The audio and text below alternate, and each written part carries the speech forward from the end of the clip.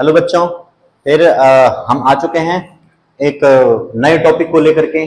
जो last video में हमने आपसे डिस्कस किया था, इन सारे चैप्टर्स को हम किसी न किसी तरह से आगे करते चलेंगे और उस पर कंट्रोल कैसे करें हम लोग चर्चा करते रहेंगे।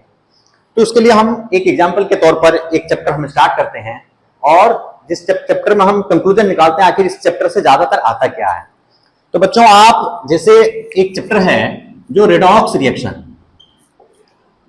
रिएक्शन चैप्टर को लेकर के अगर पढ़ते हो तो जहां पर देखोगे ज्यादातर क्वेश्चन में क्वेश्चंस जो मिलेगा उन क्वेश्चंस में आएगा या तो ऑक्सीडेशन नंबर कैलकुलेट करने के लिए या नहीं तो रेडॉक्स की बैलेंसिंग के बेसिस पर किसका कितना मोल यूज होगा वो क्वेश्चन आता है एग्जाम में।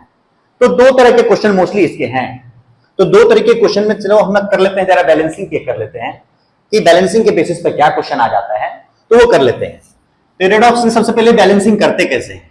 लेट अगर हमारे पास एक इक्वेशन है, लेट रिएक्शन जो हमारे पास है MnO4- को हम रिएक्शन करते हैं Fe2+ के साथ और ये बनाता है Mn2+ प्लस Fe3+। लेट ये रिएक्शन हमारा एसिडिक मीडियम में हो रहा है, एसिडिक मीडियम में। तो सबसे पहला काम तो ये है कि हम इस रेडॉक्स रिएक्शन को बैलेंस करें। ये रिएक्शन आपको दे रखा है, आपसे क्वेश्चन पूछ लेगा कि बताओ कि इसमें कितने मोल ऑफ एसिड का रिक्वायरमेंट होगा। आपसे क्वेश्चन पूछ लेगा कि बताओ कि एक बैलेंस्ड इक्वेशन में कितने मोल ऑफ Fe3+ का फॉर्मेशन होगा। आपसे ये पूछ लेगा कि इसके 5 मोल्स के साथ बताओ Mn2+ कितना मोल्स बनेगा या Fe2+ कितना रिक्वायर्ड होगा। इस तरह का क्वेश्चन आएगा। तो ये सारा क्वेश्चन किसके बेसिस पर है, सिर्फ ये बैलेंस्ड इक्वेशन आपके सामने आ जाए वो सारा क्वेश्चन का आंसर एक ही साथ आपको मिल जाएगा। तो इस इक्वेशन को सबसे पहला काम हमारे को बैलेंस करना है। तो बैलेंसिंग के दो तरीके होते हैं। एक तरीका होता है हाफ रिएक्शन मेथड, जिसको हम लोग कहते हैं आयन इलेक्ट्रॉन मेथड, और दूसरा तरीका होता है ऑक्सीडेशन नंबर मेथड। तो दोनों तरीका आसान है। आयन इलेक्ट्रॉन मेथड क्योंकि और बाकी जगह भी यूज हो सकता है, तो इसलिए आयन इलेक्ट्रॉन मेथड हम लोग कर लेते हैं, उस मेथड से इसको बैलेंस कर लेते हैं। तो आयन इलेक्ट्रॉन मेथड में सबसे पहला काम क्या होता है कि हम जो भी मेन एटम है उसका ऑक्सीडेशन नंबर असाइन करना है। तो हम इसकी असाइन कर लेते हैं। मैंगनीज का ऑक्सीडेशन नंबर कैलकुलेट करना है, तो मैंगनीज का ऑक्सीडेशन नंबर हमने X कंसीडर कर लिया। ऑक्सीजन का ऑक्सीडेशन नंबर फिक्स्ड होता है, मोस्टली ऑक्साइड्स में इसका ऑक्सीडेशन नंबर फिक्स्ड है। आपको याद रखना होगा कि एक ऑक्सीजन का ऑक्सीडेशन नंबर -2 होता है, तो 4 ऑक्सीजन का ऑक्सीडेशन नंबर हो गया तो -2 × 4 हो गया। और इसके सम होना चाहिए जो इसके ऊपर में चार्ज है उसके बराबर, या अगर ये न्यूट्रल कंपाउंड है तो इज में हम 0 लिखते हैं। तो यहां पर फिर क्या है कि इसके ऊपर में चार्ज है -1 का, तो this will be equal to -1। Solve करेंगे तो x will be equal to -1 + 8 which is equal to +7। Manganese का ऑक्सीडेशन नंबर यहां पर हो गया +7। और ये मोनो एटॉमिक आयन है। मोनो एटॉमिक आयन में जो उसका चार्ज होता है वही उसका ऑक्सीडेशन नंबर होता है। इसका क्या हो जाएगा, डायरेक्टली हम लिख सकते हैं +2 हो गया इसका ऑक्सीडेशन नंबर। ये भी मोनोएटॉमिक आयन है, इसके भी ऑक्सीडेशन नंबर +2 हो गए। ये भी मोनोएटॉमिक आयन है, इसके ऑक्सीडेशन नंबर +3 हो गया। तो अब हमने सब ऑक्सीडेशन नंबर असाइन कर लिया। अब हम इसको क्या करते हैं, दो पार्ट में डिवाइड कर लेते हैं इक्वेशन को, ऑक्सीडेशन हाफ और रिडक्शन हाफ। इन दो पार्ट में इक्वेशन को डिवाइड कर लेंगे। तो जरा देखिए, सबसे पहले समझ लें हम इसमें कि किसका ऑक्सीडेशन हुआ है और किसका रिडक्शन हुआ है। तो ऑक्सीडेशन किसका हुआ है और रिडक्शन किसका हुआ है, तो जरा ध्यान दीजिए। +7 से +2 आया है, सेम स्पीसीज को देखना है। मैंगनीज इधर है, इधर भी मैंगनीज को देखना है। मैंगनीज रिएक्टेंट से प्रोडक्ट में गया तो +7 से +2 हुआ। +7 से +2 को हम घटना कहते हैं, और घटने को अंग्रेजी में हम लोग रिडक्शन कहते हैं। सिंपल बात कि +7 से +2 हुआ, इसका मतलब ऑक्सीडेशन नंबर डिक्रीज हुआ, और डिक्रीज को हम लोग क्या कहेंगे, रिडक्शन कहेंगे। तो ये रिएक्शन हमारा हो गया रिडक्शन हाफ, रिडक्शन हाफ हो गया। उसके बाद आयरन का +2 से +3 को हुआ। जब एक का आपको पता लग जाता है कि एक रिडक्शन हाफ है तो दूसरा ऑब्वियस बात है, ऑटोमेटिकली आपको पता है कि रेडॉक्स रिएक्शन ऑक्सीडेशन हाफ और रिडक्शन हाफ का सम होता है, और एक अगर रिडक्शन हाफ है तो दूसरा क्या होगा, ऑक्सीडेशन हाफ। तो +2 से +3 को गया, ऑक्सीडेशन नंबर इंक्रीज हुआ, ऑक्सीडेशन नंबर का इंक्रीज होना ऑक्सीडेशन हाफ होता है। इसका मतलब क्या हुआ, ये हो गया जी ऑक्सीडेशन हाफ। तो आपने क्या किया है, इक्वेशन पहचान लिया है कि एक ऑक्सीडेशन हाफ है, दूसरा रिडक्शन हाफ है। तो अब कोई एक हाफ को लेकर के बैलेंस करना शुरू करते हैं हम लोग। हम ले लेते हैं सबसे पहले एक रिडक्शन हाफ ही ले लेते हैं।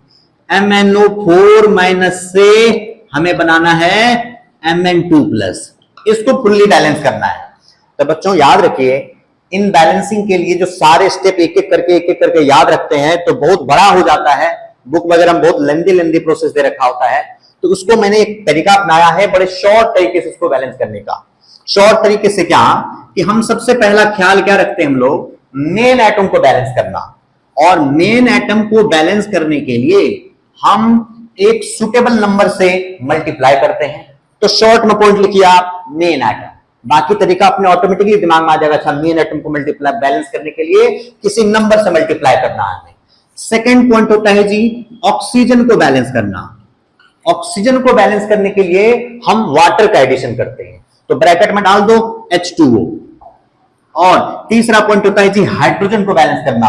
हाइड्रोजन को बैलेंस करने के लिए हम H+ डालते हैं, तो हम थर्ड पॉइंट लिख लेते हैं हाइड्रोजन, और इसके लिए हम क्या डालते हैं H+, ब्रैकेट में H+ लिख लेते हैं, और इलेक्ट्रॉन का एडिशन करते हैं। ये 4 पॉइंट बस ध्यान रखो, इजीली कोई इक्वेशन आप बैलेंस कर सकते हो। अब इन 4 पॉइंट को हम फॉलो करते हैं।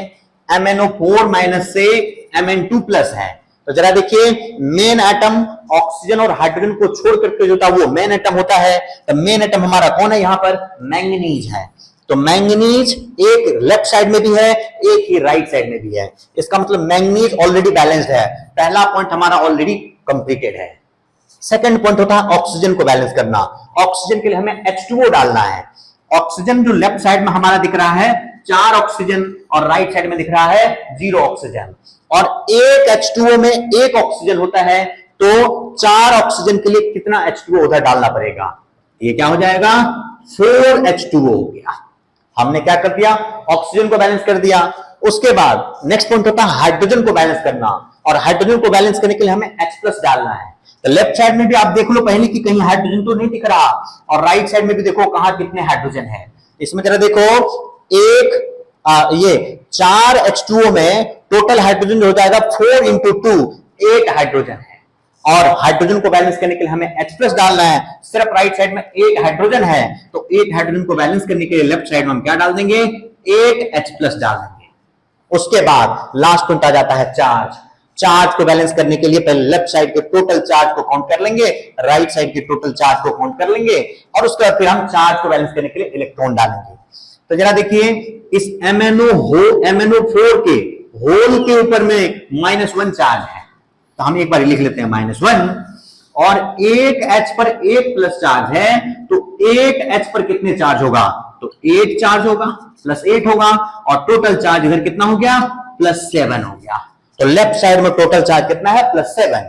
और हम राइट साइड में चलते हैं, Mn पर +2 चार्ज है, आगे कोई नंबर नहीं लगा हुआ है, इसका मतलब 1 मोल Mn2+ ही है, तो इसके ऊपर में +2 चार्ज है, और वाटर के ऊपर में कोई चार्ज नहीं है, तो राइट साइड में जो चार्ज है कितना है, +2 है।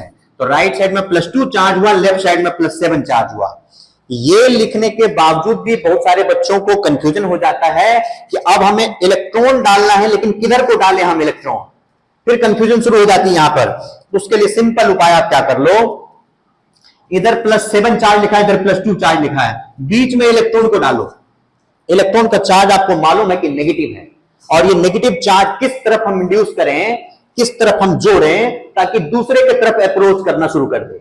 लेट मान लीजिए इस नेगेटिव चार्ज को आप राइट की तरफ ऐड करते हो, तो +2 ऑलरेडी चार्ज है, और -1 अगर इधर आया, तो +2 और -1 मिलकर के चार्ज क्या हो गया, +1 हो गया। तो ये जरा सोचो, इधर +7 था, इधर +2 था, +2 में 1 इलेक्ट्रॉन अगर आपने ऐड कर दिया तो ये +1 हो गया, +2 से तो उल्टा घट गया, +1 पे आ गया। और इलेक्ट्रॉन डालोगे तो 0 हो जाएगा, और इलेक्ट्रॉन डालोगे तो -1 हो जाएगा, -2 हो जाएगा, -3 हो जाएगा, तो उल्टा जाना शुरू कर दिया। इसके तरफ से अप्रोच करने के बजाय इसके उल्टे डायरेक्शन में चलना शुरू कर दिया। इसका मतलब हम गलत करते जा रहे हैं, तो इलेक्ट्रॉन का एडिशन हम राइट साइड में नहीं करेंगे। याद रखने के लिए सिंपल तरीका, इलेक्ट्रॉन का एडिशन हम उसी डायरेक्शन में करते हैं जिस डायरेक्शन में ज्यादा पॉजिटिव चार्ज, ये ध्यान रखा करें आप। तो इधर +7 चार्ज है, तो हम कितना इलेक्ट्रॉन इधर दे दें ताकि दूसरे तरफ के चार्ज के बराबर हो जाए। इस तरफ ये -1, मतलब एक इलेक्ट्रॉन का मतलब -1 चार्ज आया, तो कितना इलेक्ट्रॉन दे दे ताकि राइट साइड में, लेफ्ट साइड में, ताकि राइट साइड के बराबर हो जाए। तो अगर हम यहां पर 5 इलेक्ट्रॉन ऐड कर दें तो -5 चार्ज ऐड करना हुआ, -5 और +7 मिलकर के क्या हो गया, +2 चार्ज हो गया हमारा लेफ्ट साइड में। इस तरह से क्या हो गया हमारा, ये रिडक्शन हाफ हमारा बैलेंस हो चुका है, रिडक्शन हाफ बैलेंस हो चुका है। और इसी तरीके से हम दूसरा जो है ऑक्सीडेशन हाफ को भी बैलेंस करेंगे। तो ऑक्सीडेशन हाफ हम बैलेंस कर लेते हैं। ऑक्सीडेशन हाफ छोटा है, Fe2+ से Fe3+। अब इसमें जरा देखिए, सेम तरीका अपनाएंगे। मेन एटम Fe दोनों तरफ बराबर है, कुछ भी करने की जरूरत नहीं है। Second oxygen, oxygen left side में है ही नहीं, राइट साइड में है ही नहीं, कुछ भी करने की जरूरत नहीं है। थर्ड हुआ हाइड्रोजन, हाइड्रोजन ना तो लेफ्ट साइड में है ना तो राइट साइड में, हाइड्रोजन को भी कुछ करने की जरूरत नहीं है। फोर्थ पॉइंट हुआ चार्ज, चार्ज में इधर कितना है, +2 चार्ज है, इधर +3 चार्ज है। अभी हमने आपको एक छोटा सा इंस्ट्रक्शन दे ही दिया, जिस तरफ ज्यादा पॉजिटिव चार्ज हो इलेक्ट्रॉन उसी तरफ डलता है। तो इधर +2 चार्ज है, इधर +3 चार्ज है, तो हमें कितना इलेक्ट्रॉन किस तरफ डाल देता है कि दोनों तरफ बराबर हो जाए। ऑब्वियस बात है, राइट साइड में अगर एक इलेक्ट्रॉन डाल दें हम तो +3 -1 मिलकर के +2 चार्ज हुआ, जो कि लेफ्ट साइड के बराबर हो गया। इस तरह से क्या हुआ, हमारा दोनों हाफ रिएक्शन इंडिविजुअली बैलेंस्ड है। इसके बाद एक लास्ट टिप और देखा जाता है कि दोनों हाफ रिएक्शन में नंबर ऑफ इलेक्ट्रॉन इक्वल होने चाहिए।